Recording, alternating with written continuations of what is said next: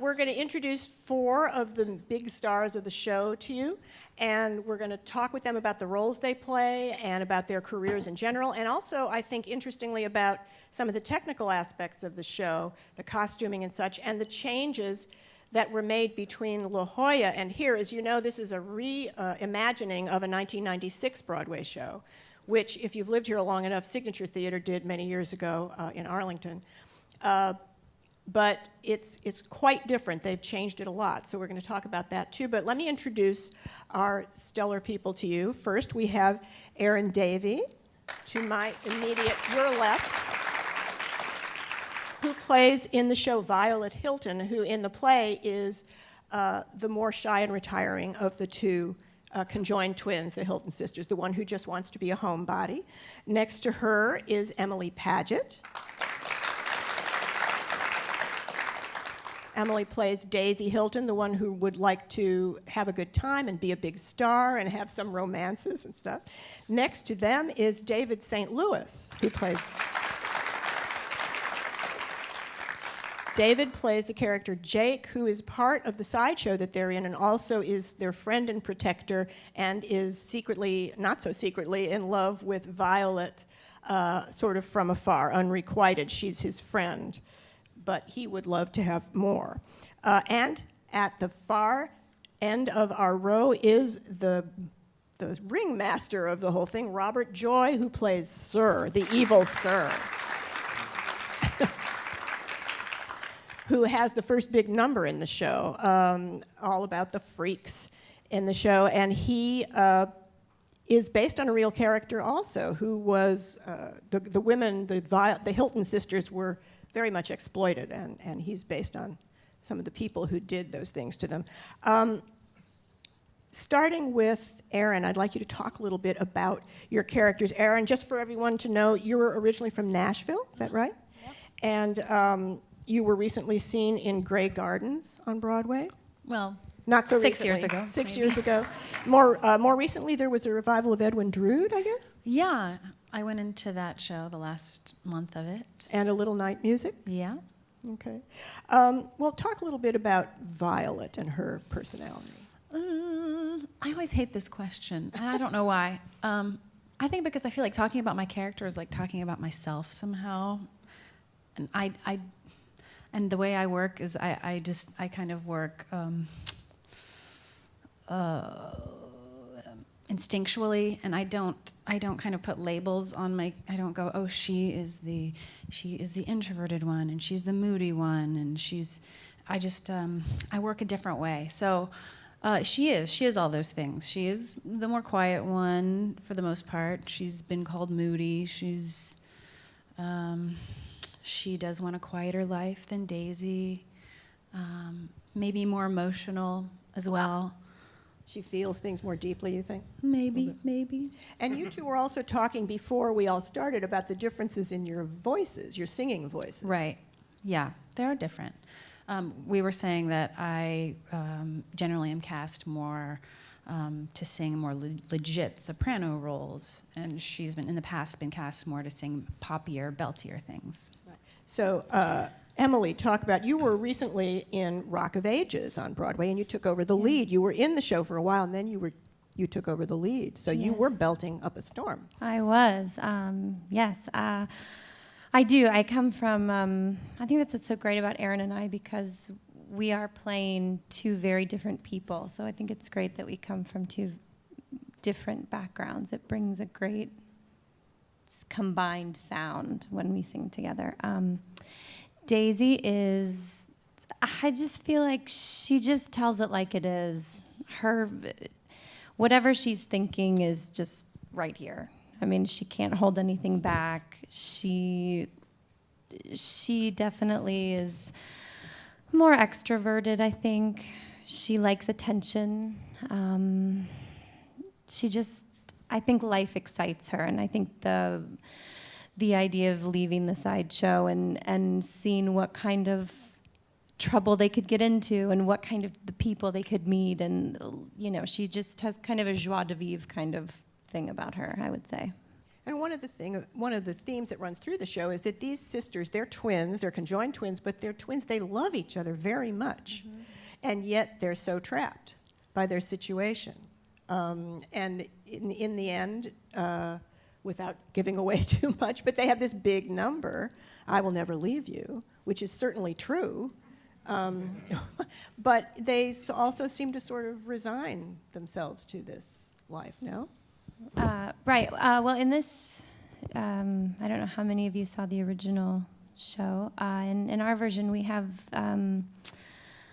I Will Never Leave You. It's such a beautiful song in the show, but you hear it, actually, a bit of it in Act 1 when you learn about the girls' history and where they came from. And so with our show, there's a kind of brewing conflict if the twins could be separated.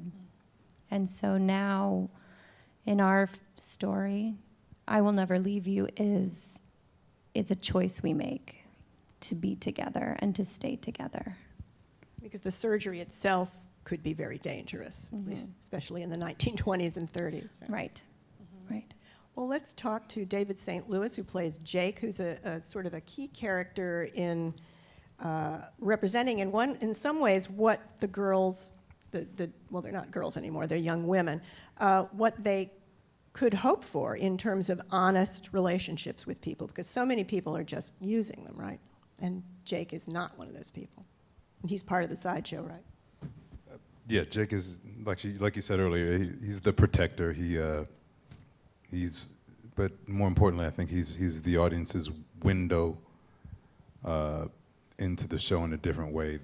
He sees what they see and has the same perspective of what's going on that the audience has. He kind of clocks everything that's happening more so than anyone else on stage.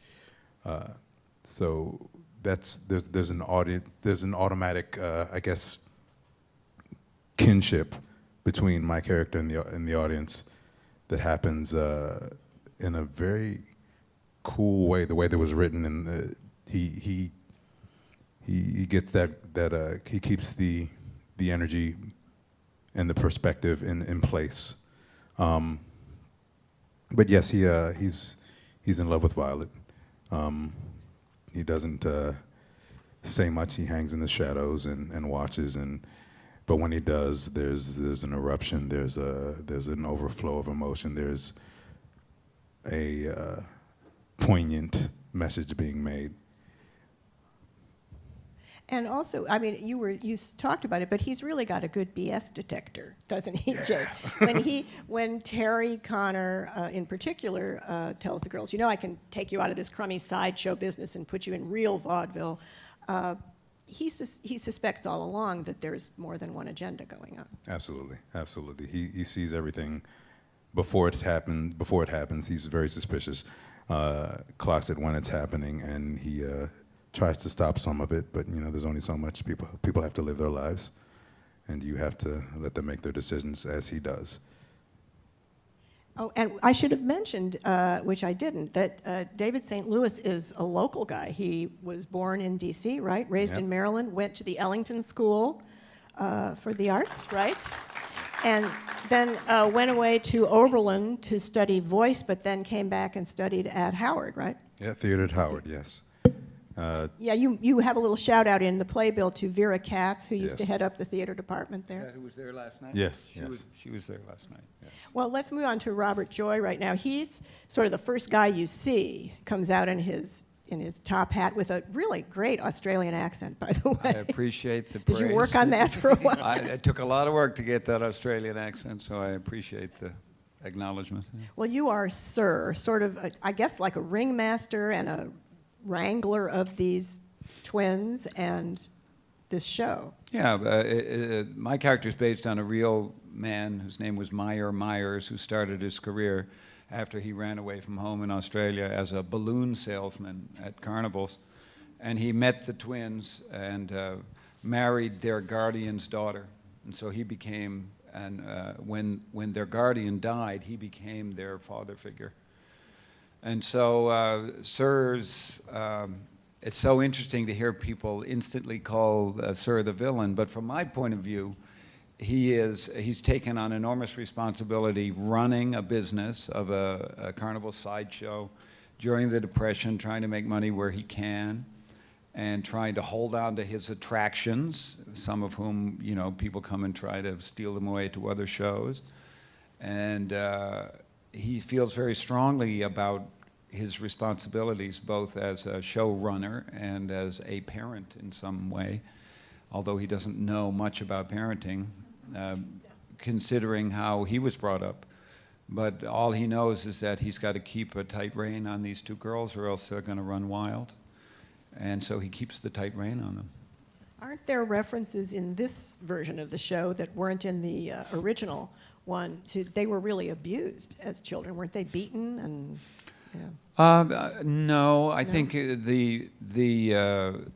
there's a line in the script which is kind of timed as a laugh line, where I make a joke with their first guardian, saying that I'd say, well, don't hit them because, you know, no one's going to pay to see these twins with scars on their faces. You could hit them on their backs.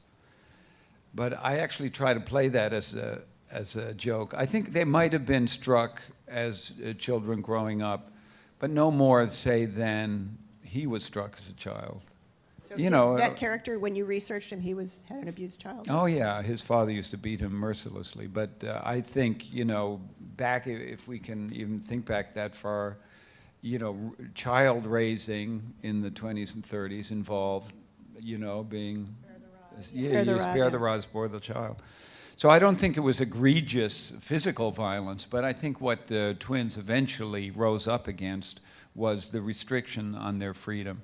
He wouldn't let them, Myers, the real guy, wouldn't let them out to go around roaming the town. He wouldn't want his audience to see them before the show or after the show. So wouldn't come and pay then. Right, to see because them. the idea was if you see them in the coffee shop having a soda or whatever, you wouldn't pay to see them in the show. And then there was a danger of other people spiriting them away, other promoters, because they were very, you know, they were the centerpiece of his sideshow, and he knew that they would eventually, you know, other people would want them in their show. Yeah, they were a very hot act. Right, Yeah. back then. Now, the one liberty we did take is that the real Myers promoted them as a vaudeville act. He brought them to vaudeville, and it was only their thirst for freedom from Myers that brought them to court to break the contract. But it wasn't, you know, here we imply that they're getting away from Sir in order to go to vaudeville. Right, that he's like, they're in the Carney circuit with him, not the Yeah, vaudeville circuit. right, yeah. exactly. But before we move on, I just want to mention, when I saw that Robert Joy was in this play, because I'm old, now I remember, you may remember Robert Joy from CSI New York. Remember, he was in it right up until, what, last year or so, as the Sid Hammerback, is that the name, the coroner? But he was in some classic films that are dear to my heart, particularly Ragtime, the non-musical film version of Ragtime, the one with Jimmy Cagney and Mandy Patinkin back, was it early 1980s? 80, 81. 81. He played Harry Thaw, who kills the architect Stanford White in a famous murder, and Stanford White was played by Norman Mailer, so he got to shoot Norman Mailer. That was. You don't need to applaud that. Norman Mailer was actually a very charming man on the set, but that was the first trial of the century. That was called the trial of the century, and there were several so more many, before the century ended. Before Leopold and Loeb and who knows how many others. Well, then O.J.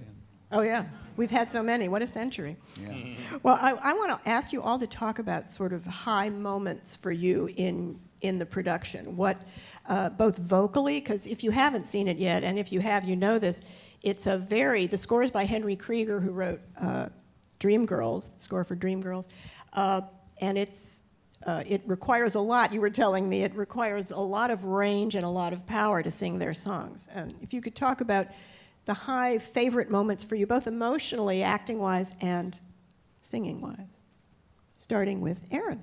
Oh, I get to go As first Violet. every time. You don't have to. It's a tough question. No, I know. I've said before, I like the beginning of "Who Will Love Me as I Am," because it's such an emotionally charged moment when she's telling me that we're freaks and we'll never find love, and just everything kind of gets quiet, and it's just us. And the beginning of that song is so beautifully written. It's really fun to sing. I think that's my favorite vocal moment. You say, and listen for this. You said you always take the high harmony. See, I wasn't Almost paying attention always. usually, yeah. Yeah. But also the numbers we do, the show numbers are actually really fun. Like, I really love Stuck With You. I love doing Stuck With You. That's a lot of fun to do. Remind me the name of the choreographer. He's Anthony Van Zandt. Van Last. I'm sorry, Van Van Last. Well, there's some wonderful choreography that must be. Thank you. Dario. Ayanla was here last night. You know him better than I. But they have some, if you haven't seen it yet, amazing vaudeville type Don't numbers. ask me names. Just don't do it. What about emotionally for you? The same as Me? the. Yeah. Yeah. And that moment probably is pretty emotional. You might not know this, but we sit backstage, a lot of us, and listen to that moment. It's such a beautiful, I want to wake up to what I'm dreaming of. Right. And I don't want to even try to sing it, but musically, it's such a beautiful, and emotionally, it's such an exquisite moment in the show. A lot of us are thinking, we just stop what we're doing and listen to that moment. That's nice. That's nice, yeah. What about you, Emily? I think for me, the most emotionally charged moment for the show for me is going from our first vaudeville number, Ready to Play, because it's our first time out of the sideshow.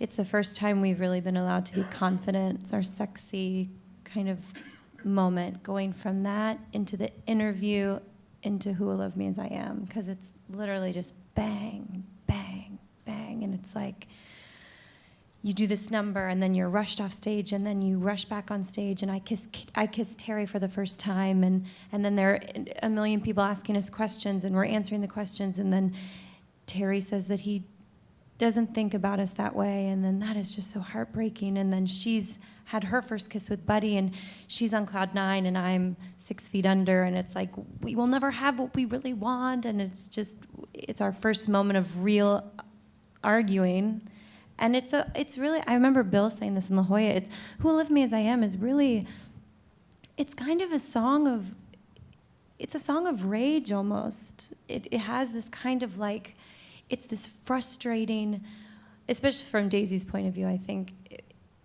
it's that, wake up. No one is ever going to look at us like that, ever. And so to go from this confident place to this low place is emotionally very fun to play.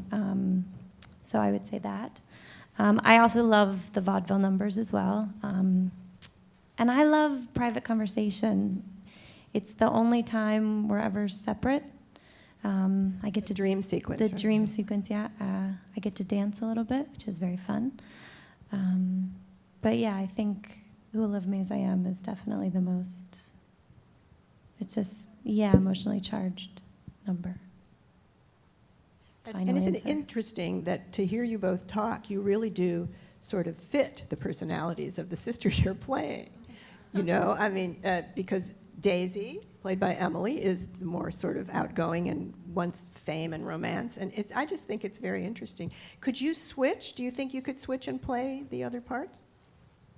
I always say it would be hard vocally for me to switch because it's lower and it would require more. It doesn't sit in a place for me that is easy to sing as what I sing. I think we both could, it just wouldn't fit. It would be like wearing the wrong shoe on, you know what I mean? It just would, I think we could try our best. I just don't think I knows? could ever play Pros, violin. you could get through it, I'm sure. Oh yeah, but yeah. But no, we're cast appropriately for sure. David, what about you? What about your high moments as Jake? You have some couple of very emotional, big songs. You have a big baritone. Actually, Are you a bass? No. bass baritone, yeah, somewhere in the middle. Yes. Actually, my favorite song isn't my own. My favorite song in the show is beautifully sung by Javier Ignacio. It's all in the mind. That's It's Houdini, the Houdini. character of Houdini. It's a beautiful song. I'm downstairs in the dressing room changing, and I always stop and go, ah. I mean, the message of the song and the way it's written and then the way it's sung, it just takes you away for a little while, which is what the words actually tell you to do. It takes you away and lets you, it's a perspective song. Isn't it, though? It's a perspective song. That song is sung just before I come on in a scene, and you know I've done the opening number and I'm kind of neurotic, and did that go well? Will the next thing go well? And then Javier starts singing that song and it says, "Just calm down. It's all in your mind. It's all in the mind," and it's a beautiful way to reset your perspective. Mm-hmm. It's a new moment, isn't it? It wasn't in the original show, and Houdini he's trying to help the sisters learn how to find privacy psychically, or so that they can be alone while they're together, just to help them stay sane. Right. Mm-hmm. Which is, I thought it was a wonderful moment. But what about for you, Robert? What do you have? Obviously, you have the big opening number. Well, the opening number, as far as what I sing, that's I love singing that. I'm always trying to figure out how much to sing and how much to speak, because they don't want me to sing the whole thing. They want it to be like I'm a salesman selling stuff. So anyway, the title of the song. Tell them the title, because it's a great. Oh, come look at the freaks. But I'm the one who says, "Ladies and gentlemen, step right up." It's a wonderful opening moment. I love that. And emotionally, in the play, I love the scene after they break their contract with me in the courtroom, and I come on and confront them with it. It's basically I curse them at the end of that scene as saying, "You'll find out just what I've been protecting you from." And that turns out to be the truth. They do find out what I was protecting them from. And from the point of view of the audience, everyone thinks I'm just like the evil witch, putting a curse on, Sleeping Beauty's, christening or something. But the truth is, you can come in as an actor to that scene with so much love and disappointment. Not that you need to know that, but it's like you broke my heart. I raised you girls pretty much. I thought I did everything I could to make you successful, and you're saying stuff to me like, they're rejecting me. I mean, it's a classic moment where the children reject the parent because they have to in order to have their lives. But also, Sir may think he tried his best, but he is a little bit clueless about the way he treated them. When you say, How so? I'm going to challenge you about that. Well, what did he do there was wrong? a certain lack of gentleness, I think. Well, Fair yes, to say. he's not as gentle as he could have been. Yeah. But And also, there's a great moment near the end when you come back and he's destitute and he's asking them for a job.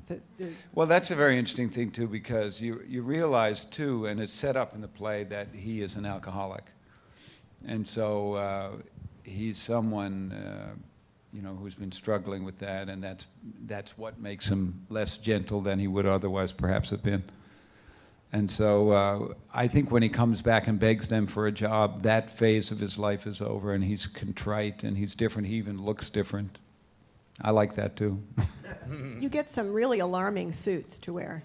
Yeah, they're fabulous suits.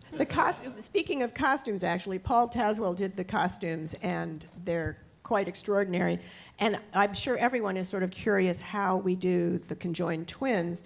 The original show in 1996, there was nothing connecting them. They simply stayed very close together. There was no Velcro. Velcro would be a disaster because it would make a noise if somebody moved the wrong way. That would spoil the whole image. So you've got magnets, some kind of magnets, and I talk about what the changes are like backstage and how you connect before you go on. We wear basically magnets. It's like a piece of material with a magnet in it that is right over. It's like in our undergarment. So all of our costumes can go on top of that, and then it will snap together. So it makes changing easier, quick changes and such. And it's like a circular Yep, magnet? it's Yeah, a it's round like- magnet. It's like this big. And how I would say that strong is big. it? Oh, yeah, maybe bigger. They're very strong. Yeah. I've smashed my finger in Yeah, you between don't want to them get your several fingers or your times. skin stuck in it because it'll So when leave it a mark. clicks together, it's like, It's like snap. Yeah. wow. You can hear it across the room. You can. Really? Yeah. Sometimes we get stuck too. The- So I guess Yes, while you're dear. changing, you have to be careful not to have the magnets get too close to each other while you're changing. You have That's to not a turn- problem. They'll only really snap together if we're about this close. Oh, okay. This close is when you have to kind of watch it because they'll want to. yeah. In the curtain call, we'll In snap the together. curtain call sometimes. But that's okay. And your costume changes because you wear, especially during the vaudeville period, there were a lot of costume changes. So there, you each have a dresser backstage ready to go. Yes, we do. Yep. And how Yeah. long did you have to practice that to get it down to like really fast? Well, La Jolla was sort of our, trying to figure everything out place. So coming here, we kind of knew what we needed to do. So it was really just filling in with our dressers and kind of saying, like, this is what works for us and collaborating a little bit more. But for the most part, I mean, it's pretty seamless backstage. It's not, it's not what Yeah. you think. It's pretty easy. It only takes a couple times to really get it down. And we're Yeah. talking wigs and costumes. Yep. Wigs not and just And shoes. costumes and Yeah. shoes. Shoe changes and Yeah. some of them are pretty fast. Now, Yeah. all these costumes, especially for the girls, well, not all of them, most of them are amazingly quick rigged. Yes. So you have things that pull off that shouldn't pull off. And there's a lot of work to making things really quick that goes on with the costumers and the dressers and everybody backstage. Even with some of my quick changes, they've done some rigging to make things happen that I didn't expect to happen. So they do their work. They put their work in. I remember in La Jolla, Bill Condon wanted to watch all the backstage drama. You know what I mean? All the changes and all the things. And he loved it so much and loved it, but then was slightly like, I made you do that? I'm so sorry. But it was great for him to see because, I mean, you guys don't get to see what happens back there, but it is a choreographed show. It's another show. Yeah, yeah.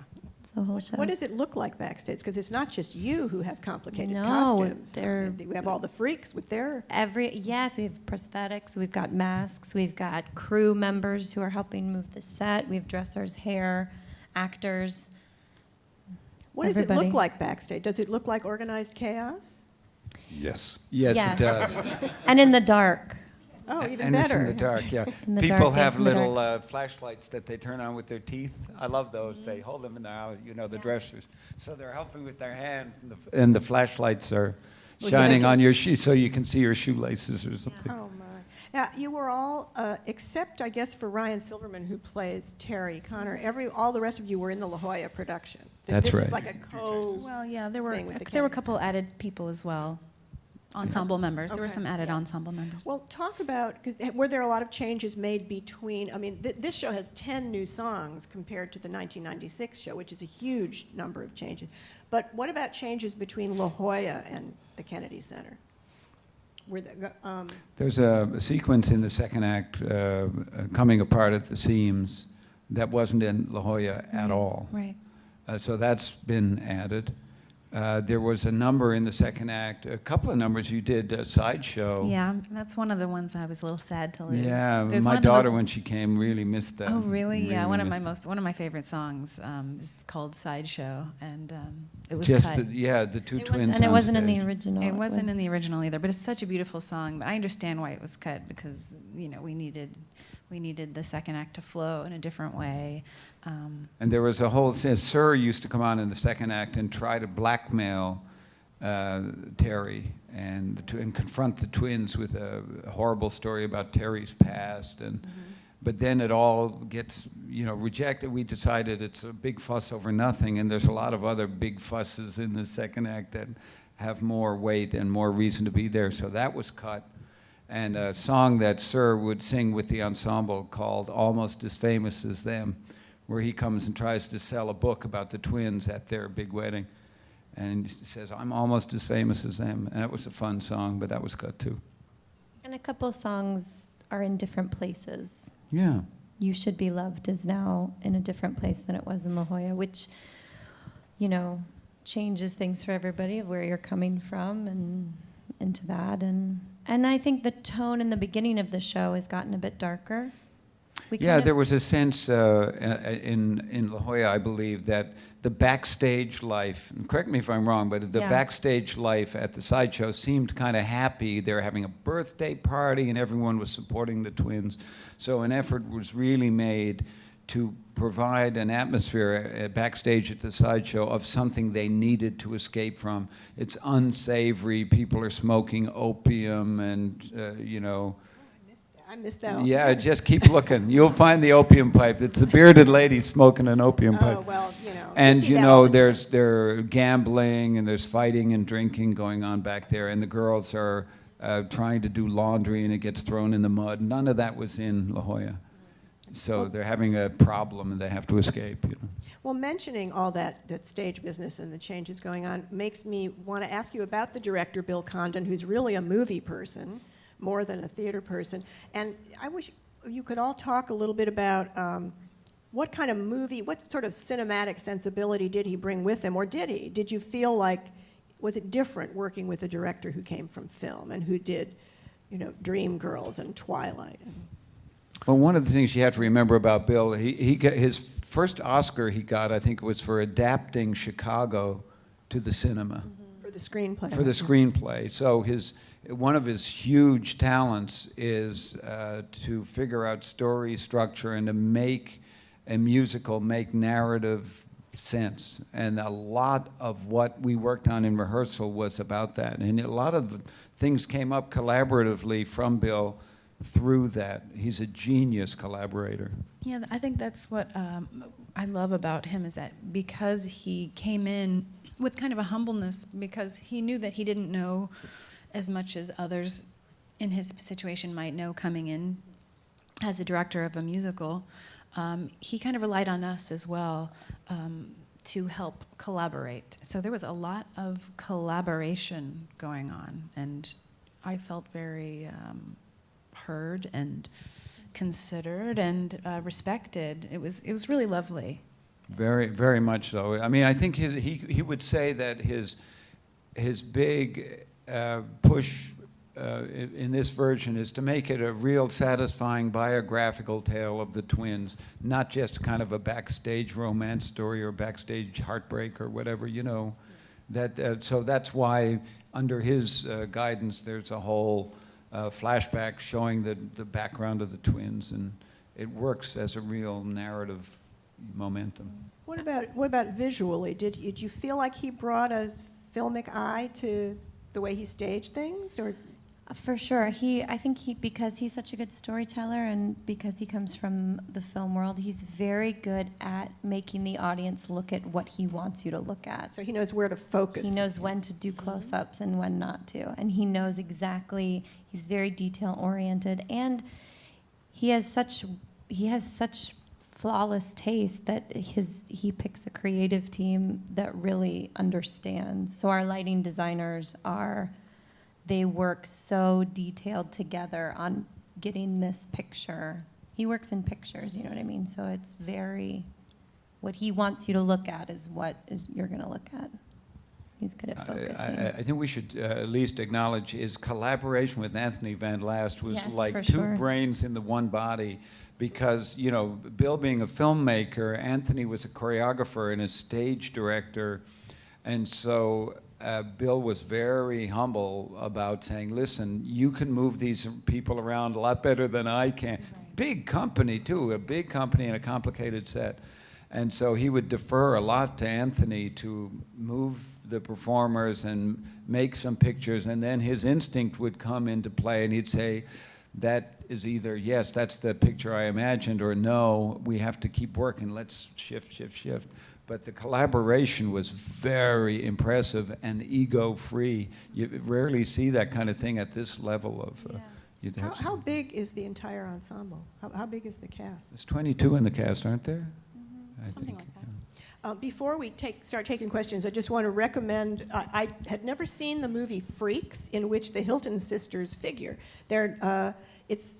You can get it off Internet Movie Database or any number of places. It's only an hour long because apparently the studio, this was 1932 movie, the studio hated it and cut it all to shreds. So it's about an hour and 1 minute long.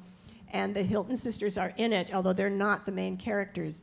But it's a very interesting and dark little movie for 1932. Very interesting and worth checking out. And there's a mention of it at the end of and even a poster. Is it a poster? Well, that's the Or a scene? Bill Condon is a big fan of the movie Freaks, and that's why our show starts and ends with reference to that movie. It starts with Terry wandering by the poster from Freaks, and then the whole evening then is his flashback in a way, leading to when the girls were in the movie. So the very last moment of the play is they're on the set of the movie Freaks again. Yeah, and those costumes are like exact replicas of what they're wearing in the movie if you look closely. And interestingly, in the movie, there's a mention that I think Violet is getting married. Is that right? There's going to be a wedding, although it doesn't have... She's married. One of them is married in the movie. She has a Is date, there and she then has a she's going to date. then maybe there's talk about her getting married, maybe. Right. But she certainly has a romance going, Yeah. and I But can't the guy remember now. he's the stutterer, the character, the Yeah. comic actor, I think, who plays him. I remember that. And he's trying to be very, to control her. I think it's Daisy, not Violet, in the movie. I'm remember. not sure. But easy to confuse twins. Anyway, let's open up to some questions. There's a microphone over here to the audience's right. If you would come up there to ask your questions. This is being videotaped for posterity. Go ahead and make me nervous. I'm glad you made the mention of the similarity between the musical and the movie. I must have seen the movie probably about 5 times. And by the way, the You mean different Freaks? Freaks. Yeah. Yeah, sorry. And you can still see the longer ending. There are different endings still available if you catch it. But what blew me away about this, and I had seen the first sideshow, was the very last scene, and I would urge anybody who has not seen the movie to see the movie. The last scene in your show absolutely, totally replicates the characters from Freaks. The characters in your last scene were not seen before, prior to that, in the play. That's right. Blew me away. I sat in my seat, everybody got up and went away. I said, I can't believe what I just saw. I saw the scene from Freaks. I mean, you had the worm guy and you had, Skitchy and stuff like that. I know all the characters. But again, I would urge everybody to try to see Freaks, and if you can even get the longer version, so much the better, but it really doesn't matter. The other thing, though, comment I would like to say, and I didn't really see it in this show, when Todd Browning walks by and they say, what's the name of the movie? He says Freaks, and it sounds somewhat derisive. But in fact, in the movie, it makes it very, very clear, a little bit in your show too, but in the movie, it makes it expressly clear who the freaks are. And they're not the freaks. They're Hercules and the other people abusing the freaks. So I don't think really came out in this production as much as it might have, that the conjoined twins are not the freaks, is other people. Just a comment. Well, there is one scene where a 21st woman, a century. socialite, makes a sort of a Yeah. stupid statement to you, and who responds About to it? being normal. Yeah. Don't you want to be normal? Well, don't you? Yeah. Well, She said. there's one of the things I love about the musical, though, is that it opens up the notion of freakishness or normality to everybody. The very first song you hear the girls sing is, I'd like to be like everyone else, except, and then I love the final line of that, though we don't agree on what is it exactly? We can't agree on a single response. We want what everyone wants. It opens it up that we're all just as unusual, and as we have a lot that's unusual and a lot that's in common with each other. And who will love me as I am is obviously not just about the freaks; it's about everyone in the audience. Well, and I'm not the first one to mention this, but the film The Elephant Man, the David Lynch film with John Hurt and Anthony Hopkins, I think, from way back, wonderful movie, is another thing, that he's someone who's terribly, deformed by an illness, a condition he has. And you come away from it thinking it's just, we're all like that. Everyone feels that aloneness, that apartness at some time in their life. It's just a question of admitting it to oneself, admitting it to others. But that's sort of what the play is about, too, isn't it? So, do we have any more questions? Oh. Yes, I have a question. I'm always interested in works in progress. I know that there were a number of changes between La Jolla and here. Was the production frozen when it came here, or are you continuing to work on it while you're here? It's curious to me as to at what point the director and the creative talent feel that they've accomplished what they want to accomplish, or do you still get the feeling that it's not quite right? Because this is a show that's been in progress for a number of years. I just wonder if you would comment on the feeling you're getting about where the show is, as to what the lyricist and composer wanted it to be, and is it going to continue to change, or is it changing, and what are the plans for it after here? I can tell you from Broadway experience, where you're in a show for an indeterminate amount of time, that directors are never satisfied with their work. They'll come back and change sometimes. But in a production like this, what you'll find is there'll be changes all through previews. And once previews are over and the show is open and it's been reviewed, the show is frozen. And that's true here as well. Director goes away, sometimes they come back, we get notes or not, whatever. But after that's done and the show closes, then the next round, it's game on again. You'll see what happens. He'll see something he wants to change. There might be some line changes. They'll all have had some time to sit back and look at it and meditate and figure out if they want to change anything or what they want to change, if there is something they want to change. I don't think right now all we know is that the show is closing and that there is interest for movement, but past that, we don't have our contracts. What about the satisfaction question I asked about? Sir, could you go to the microphone? I'm sorry. It's for the recording.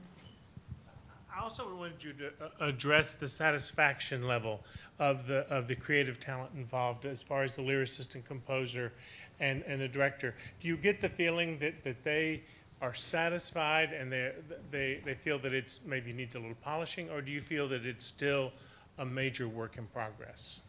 I don't know if that's a fair question, but there it is. My instinct is that if we go on to another incarnation, Yeah. there will be more changes. Absolutely. I just feel they're ambitious, they're tweakers. Oh, yeah. I think they're very happy with this production, but I think a process like this is always a learning process. We learned all the way up through, right through the previews, and we kept learning, and then when you open, the director leaves, so you have to stop the learning process for a minute. But as David says, they're cooking up their ideas in their head, and they're going to meet together and talk and say, well, we can maybe cut 8 bars out of this song or make this more dramatic, or I'm sure there'll be other little adjustments. Yeah, I think Bill is such a perfectionist that I think he's happy with what we were able to accomplish from La Jolla to here, because we made such big, great changes. But he's our whole creative team, and all of us as creators and creative people. There's always something new that you want to try. So I think that's always in the back of everybody's mind. So And it's by far the more satisfying way to go. Yeah. It's much more satisfying to keep developing than to feel that it's frozen and you can't Yeah. develop. That you're not I alive. always think of the story that, was it Stephen Sondheim or other people have told about Ethel Merman, how she would freeze a performance like on opening night and you couldn't tell her anything after that. Nothing changed. It was in cement. But you ladies told me something interesting about, apparently in real life, it was Violet who was the more outgoing and Daisy who was the more retiring personality, but they switched it for lyrical reasons, apparently. Well, it's really, when you look at pictures of the twins, so Violet, I'm to your right, it's actually it just sounds. I don't know. Maybe answer this. I I'm think butchering this. what you're referring to is that in real life we were on the opposite side of each other. Right. In our show, I say I'm to your right as you watch our show, and she says I'm Daisy, I'm Violet, because I believe you would know this better than I think it's because lyrically it sounds better than saying I'm Violet, I'm Daisy. It just tracks better. It's the syllables Sounds and the better. vowel sounds. It and all flows that better. stuff. Pleasing. That's Rhythm. basically That's so why, from what I interesting, yeah. understand. I forgot to mention earlier, and some of you who've been theater goers in Washington for a while might remember David St. Louis from Studio Theater's production of Bessie's Blues, which won all kinds of Helen Hayes Awards, including one for him. Was that how you got your equity card that long ago? Was it? That was my very first production, professional production, Wow. and I got it 2 summers. I was still in college at Howard, but that was my first equity points. I didn't get my card until right after I graduated. I was doing Henry V at the Shakespeare with Michael Kahn. So 3 summers and 3 shows later, because I did Candide at Arena right after the summer after that, and The then second, yeah, their 96 Candide, was it? yes, and then Henry V at the Carter Barron. Oh, we remember the Carter Barron. Yeah, that's where they do this. Shakespeare does a summer free-for-all show that they reprise, and they used to do it at an outdoor amphitheater, but people got tired of the mosquitoes, I guess. So. The best was the year of the locust, or cicadas, where they would get stuck on the set. They would fly into the set and just hang. Glad I missed that one. Yeah, it was Much Ado About Nothing. It was actually fun. Any more questions from the audience? Oh, sorry. Go ahead. First, I'd like to say that was an amazing production, and we saw this last week, and it is truly phenomenal. And particularly Emily and Erin, one of the most amazing performances I've ever seen. For the way the two of you were able to synchronize together and really make us believe that you were twins. And I wanted to ask, there's anything special you all did to get? Since I take it you all did not know each other before this performance. Is there anything special you did to bring that kind of synchronicity together? Just rehearsals. I mean, we just had to strap it on and go. Yeah. Literally. Yeah, honestly, I think, like, she has mentioned that, our bodies line up pretty evenly, like, joint-wise, and that helps a lot. As far as all of, we're not 2 different sizes, and that, I think that really helps. And also, it was collaborative between the 2 of us. It was never, I came in with this idea of Daisy, and she came in with this idea of Violet. It was, I think Daisy, I think it's like this. I talked to her about everything, character choices, where to place certain notes. I mean, we were always together. And I think when you're playing someone who is always together, you have to do it that way because their life was a constant compromise. So I think that's how we had to approach it. And know, to watch basically. you two in tech rehearsal in La Jolla was so long and grueling, and you'd look over at the 2 of them sitting or standing in the one place for hours and hours at a time, and then Erin got sick first, and then Emily got sick, and they went through, it was like going through a war together. They really went through an ordeal together to get this And performance. that actually kind of helped, honestly. Like, when I got sick and I had to rely on her, it kind of, bonded us in a way. And then when she got sick and I had to kind of, be there for her, it was kind of the same thing, Were these like inflammations of the... We both got this cold. This cold, because you're in a theater, you're teching, and it's freezing, but you you're passed in it your up and back. You're inside but you're all in your day. costume, so you're in sleeveless outfits because you can't wear anything else because they have to light you can't have a different color, as you know. So it's the nature of the beast. But yeah, we've shared some. I've hit her in the face. She stepped on my foot. Recently, yeah. Yeah. Still happens. 2 days ago, I think. Yeah. Have you ever been on stage when you made a sudden move or you tripped over or whatever and the magnets came apart? Or Not terribly. Not terribly. Once Sometimes in a while, they'll they'll budge a little bit. Knock on wood, yeah. But no, I'm telling you, they are so, sometimes when we walk up the stairs, if we're not connected, we'll get immediately attached to the railing. Any metal, and it's just, Yeah. This is on stage? just walking out, if No. we're not connected when we walk Backstage. up backstage, Backstage like to get stairs from up the to the dressing platform. rooms, they're no joke. They really are, they are very strong.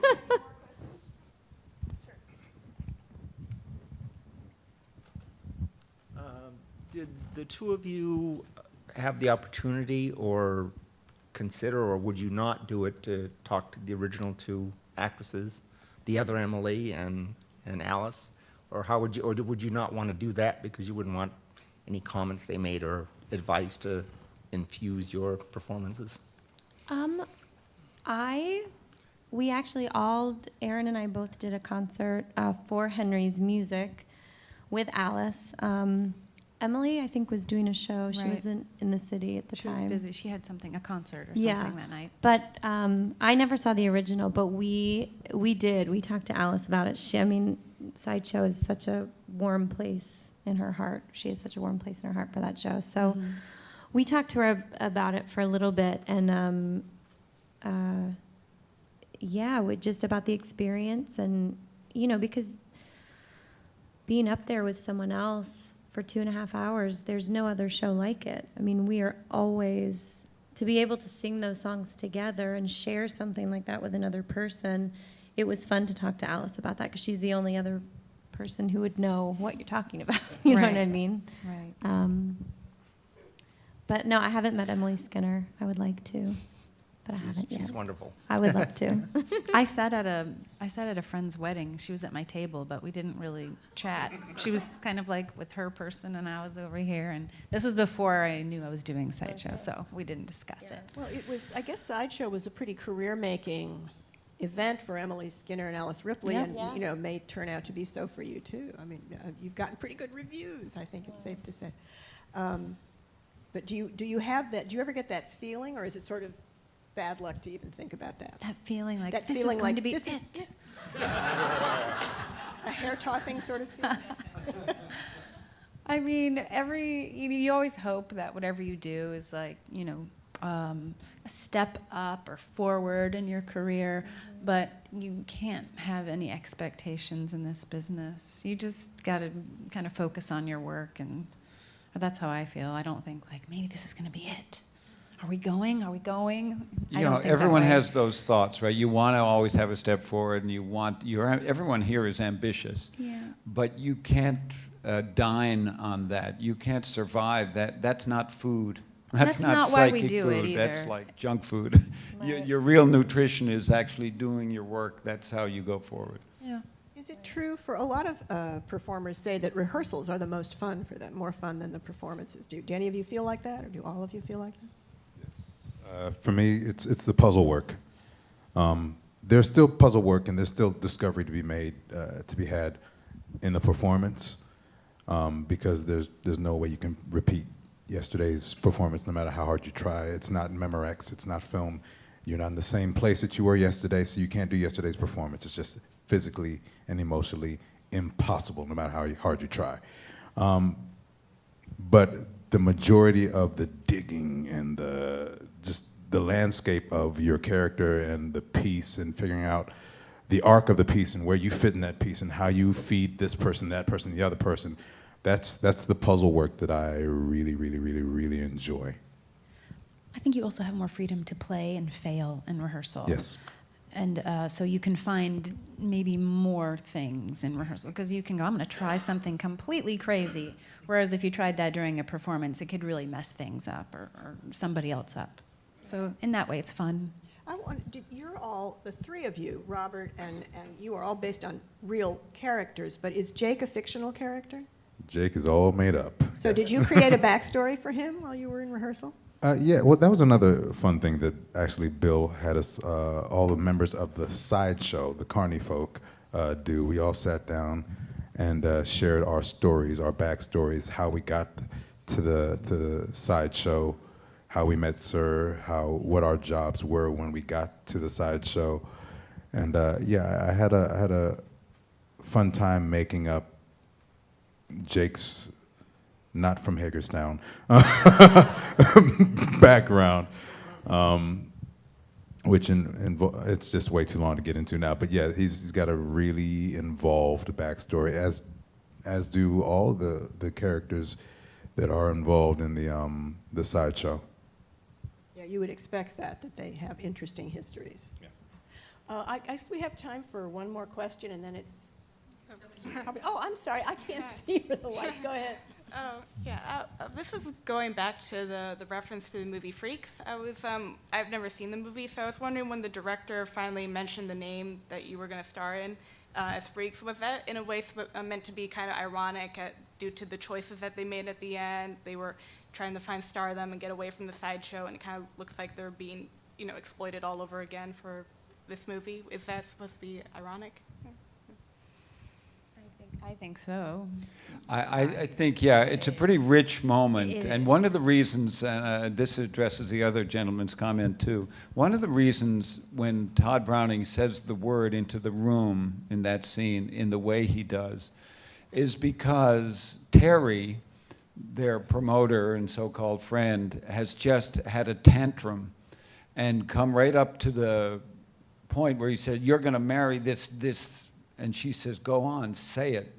And the word that's hanging in the air is freak.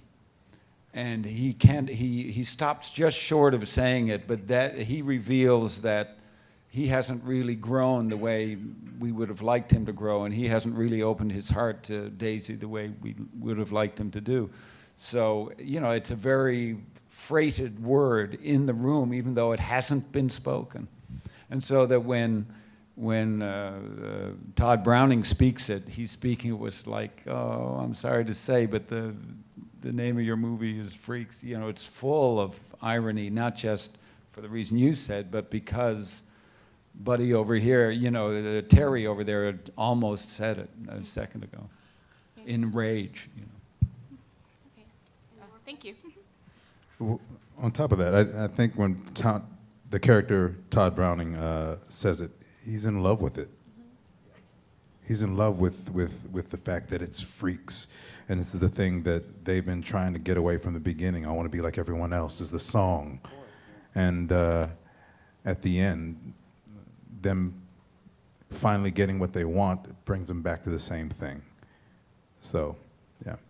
And I always find it interesting because, Todd Browning sort of becomes their new Sir. They go from Sir to Terry to Todd Browning. It just goes from one to the other, and they come, sort of full circle with it. And at the very last scene, we are on the movie set in those costumes, but we enter in the exact same way we do at the top of the show.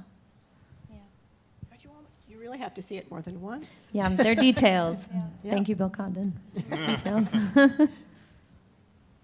Robert, you look like you were going to add something. No, I think that's absolutely right. I mean, it's so telling that Todd Browning is the one who puts the brakes on this whole, well, you're not going to separate these girls. That's what makes them unique. He loves the whole, Well, and it's freakishness interesting of that Sir is sort of, career-wise and maybe emotionally too, is sort of destroyed by the end, and Todd Browning's career was ruined by Freaks.